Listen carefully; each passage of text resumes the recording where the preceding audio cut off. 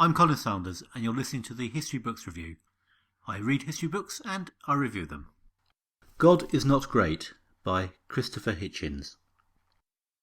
I am very grateful to the lay preachers at Frenchgate Chapel in the 1960s for being just about the worst advocates for their religion I can imagine. They not only failed to convince me at about age 7 that I should believe in God, they failed to persuade me that they did either. Looking back at the age of 50, I realise what a lucky escape I had. I'm not talking about escaping from some hideous fate. Child molesting clergy, while a lot more common than anyone realised, were and are still pretty rare. But the horrific experience of a few is one thing. The not terrible, but nonetheless still rather poor experience of the majority is another. Thanks to the incompetence of the particular one I came into contact with, I didn't appreciate just how effective most churches are at impressing their doctrines onto young minds. Knowing a bit more about the way that things work, I can now better understand the misery it must cause. Trying to believe the unbelievable is hard work, and on top of that, there is the guilt of failing to live up to the impossible demands Christianity places on its adherents. It may not be out-and-out child abuse, but what an unnecessary burden to place on young, impressionable minds. When I was younger, I imagined that I was just a natural sceptic, immune to such things. Now, I'm not so sure. I just think I had a lucky escape from a lot of nonsense that could easily have distracted me from more useful stuff, and would almost certainly have made me unhappy. I should thank my dad, too, for buying a marvellous set of encyclopedias. These included an illustrated Bible, but that was dull compared to the one devoted to science. That put me on a course to a reason-based approach to life that has stood me in good stead ever since. I've even been lucky enough to be able to make a living out of it.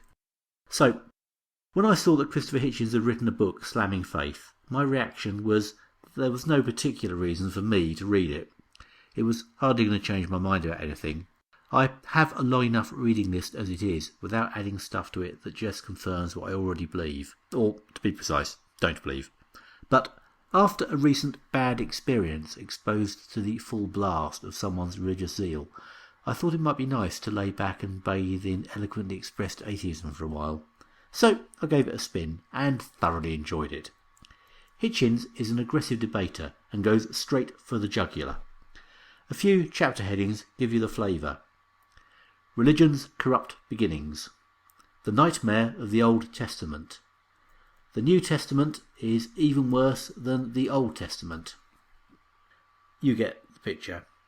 So, what is Hitchens' problem with religion? Well, for a start, it is manifestly false.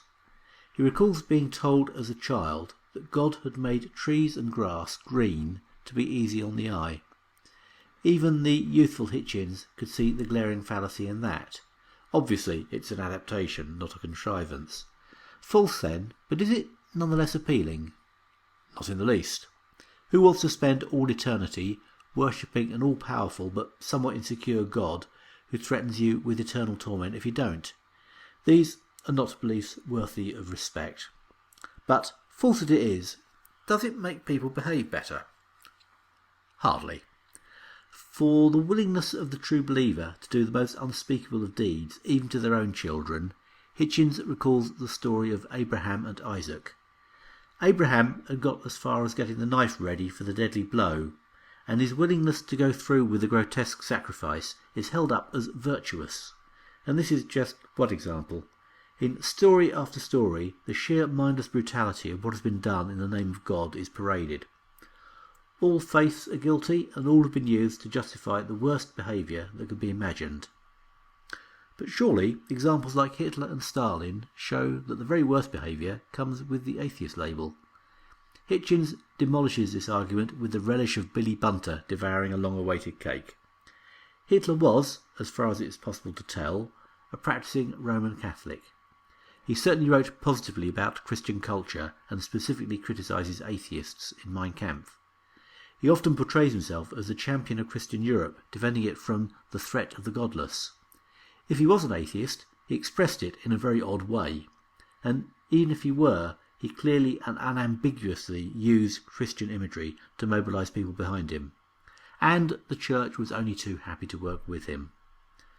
Stalin was at least nominally an atheist, But even here it stretches it to describe the Soviet Union as an atheist state. Communism was a secular movement, but one that had quite a lot of ideological baggage over and above disbelief in God. There was, in any case, an official church and state-sponsored theological colleges. The details are interesting, and it arms you well for your next discussion of this issue down the pub. I particularly like his knockout blow. Religion has clearly fallen from its claim to moral preeminence if all it can offer is being better than fascist and communist dictators.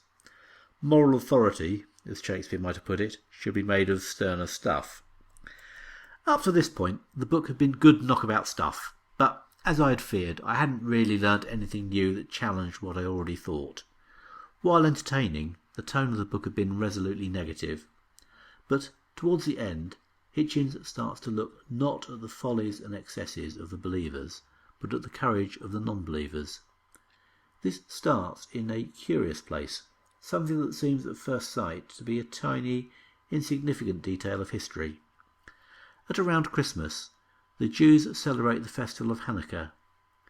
The significance of this particular date on the Jewish calendar has been played up in modern times by Jews living among predominantly Christian populations, as it's handy to be able to fit in with everyone else's celebrations.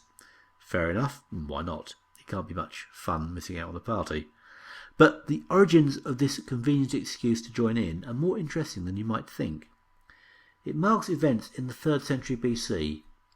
There was a struggle between Jews who had become Hellenized and those who wanted to stick to traditional cultural practices. The leaders of the traditionalists were the Maccabees, who defeated their opponents so completely that it was quite a surprise to me to find out that there had never been Hellenistic Jews in the first place.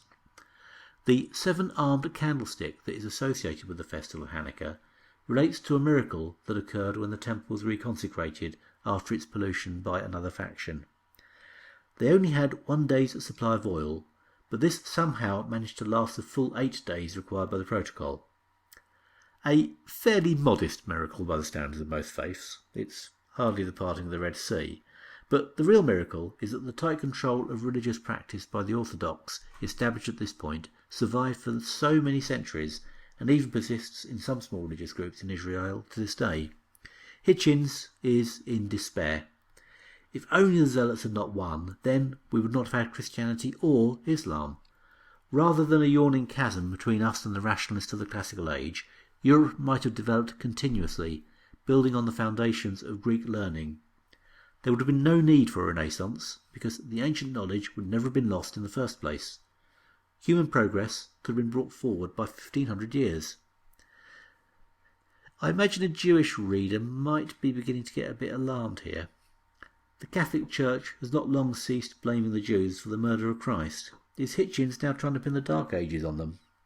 Well, he clearly isn't anti-Semitic. He goes on to give an impressive inventory of Jewish achievements, all of which were the result of throwing off the shackles imposed by Orthodox Judaism. Hearing praise lavished on a group you're not a member of is often tiresome, but as always it's well written and hard to argue against. One of the earliest Jews to whom we should be grateful is Spinoza. Spinoza is one of the first people who we could be sure really was an atheist, or at least so scholars tell us. I had a go at reading Spinoza, but I couldn't make head or tail of it. But apparently the meaning of what he was up to was very clear to his contemporaries. Spinoza was banished from his Jewish community in Amsterdam and was not able to publish his work in his own lifetime. We get to read the wording of the anathema against him, and scary stuff it is. It's so easy to forget in our modern world, where one can express any opinion one likes without fear, that to be an atheist was a dangerous business in a world where the church had real influence. I have to say, this is not a subject that had ever really crossed my mind before. Faith has been steadily declining for the last 500 years, but it has always seemed to me that it's a simple natural process, rather like an abandoned building slowly decaying. But this is very condescending of me. Why shouldn't sceptics be found in any age? Indeed, there's a psalm that expressly scorns unbelievers. Why would they be mentioned if they didn't exist? It's easy to see why they would keep their views to themselves. To question the religious authorities was quite likely to get you killed, and there isn't much benefit to becoming a martyr for an atheist. You're hardly going to get rewarded for it in the next life. God is Not Great really comes alive in the last couple of chapters, where we look at the courage of people who proposed a more rational and enlightened view of the world. Spinoza was the start of a stream that would become a flood, but at every stage there was risk. Voltaire, Hume, and even someone as late as Darwin were all praised for being willing to stick their necks out. Even after the religious lost the power to actually kill or punish people they didn't like, they continued to do their best to distort the memory of more enlightened thinkers. The imaginary deathbed recantations of Voltaire and Darwin are good examples, and continue to get wide publicity in some places. Einstein, who Hitchens memorably and unanswerably points out deserves more thanks from mankind than every rabbi that ever lived, got this treatment while still alive. Neither Hitchens nor I can better the great man himself's own words on the matter. It was, of course, a lie what you read about my religious convictions, a lie which is being systematically repeated. I do not believe in a personal God, and I have never denied this, but have expressed it clearly. If something is in me which could be called religious, then it is the unbounded admiration for the structure of the world so far as our science can reveal it. The willingness of some people to break the commandment about bearing false witness in order to claim a non-believer into the fold against their will is a fairly mild crime compared to many that have been carried out in the name of religion and documented in detail in this book, but sometimes it's the petty and banal things that rankle the most.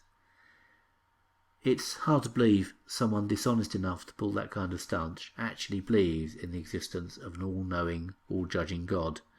Maybe my 7-year-old self had already grasped one of the essential truths about religion. A lot of people involved in it, quite actively, are nonetheless not that firm in their actual belief. If you are religious, don't read this book. You won't enjoy it. It is, of course, a polemic. Grudging references are made to some good things done by the religious, but it's not intended to be a balance weighing up of the evidence. The good that the faithful do is always suspect. Are they truly worthy people, or are they simply trying to gain the favour of their imaginary friend?